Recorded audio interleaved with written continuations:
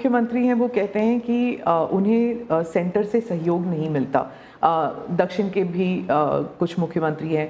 आप भी मुख्यमंत्री रह चुके हैं, अब प्रधानमंत्री हैं पिछले 10 साल में।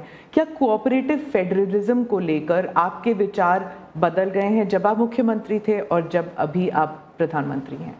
दरअसल और क्या उन्हें नहीं मिलता सहयोग?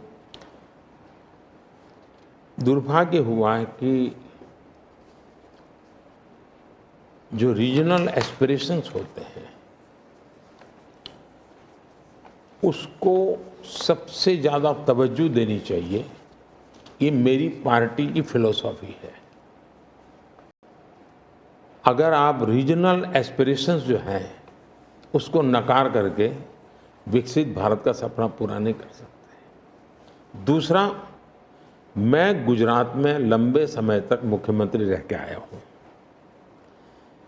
और मेरा सौभाग्य है कि देश में मैं पहला प्रधानमंत्री ऐसा हूँ कि जिसके पास राज्य के मुख्यमंत्री का इतना बड़ा अनुभव रहा है। तो एक मुख्यमंत्री के नाते केंद्र से क्या अपेक्षाएं होती हैं, केंद्र से क्या तकलीफें होती हैं, उसको मैंने भली भांति झेला है, समझा भी है।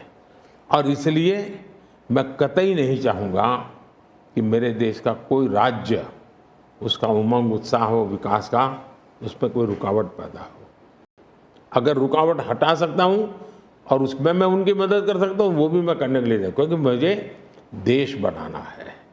दूसरा, मैं जब गुजरात था तब भी मेरा मंत्र था, यहाँ सरकार यूपीए की थी, तब भी मेरा मंत्र था भारत के विकास के लिए गुजरात का विकास। मैं गुजरात का विकास करूंगा, क्यों? क्योंकि मुझे मेरा देश का विकास करना है। हमारे देश में वातावरण बनना चाहिए।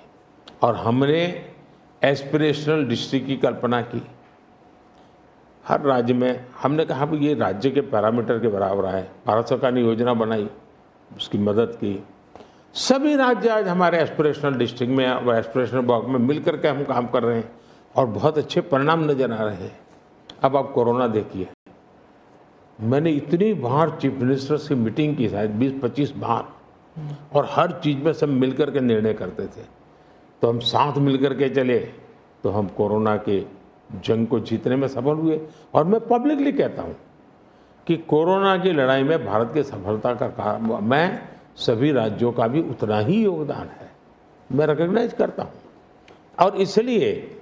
और इसलिए मैंने हमेशा कहा है कि देश को आगे ले जाना है तो हमें कॉम्पिटिटिव कोऑपरेटिव फेडरलिज्म चाहिए। हमारे यहाँ स्पर्धा होनी चाहिए, तंदुरुस्त स्पर्धा होनी चाहिए विकास की, तब जाकर के। अब देखिए G20, मैं G20 दिल्ली में कर सकता था, मैंने ऐसा नहीं किया। हिंदुस्तान के हर राज्य में G20 समिट किया, क्योंकि हर राज्य में G20 को सबसे ज्यादा अवसर मिले, लोगों को उस राज्य को देखने का अवसर मिले, राज्य को अपना एक्सपोजर के लिए ग्लोबल प्लेटफॉर्म मिल जाए। क्यों? क्योंकि मैं चाहता हूं मेरा देश का हर कोना मेरे लिए देश ही है।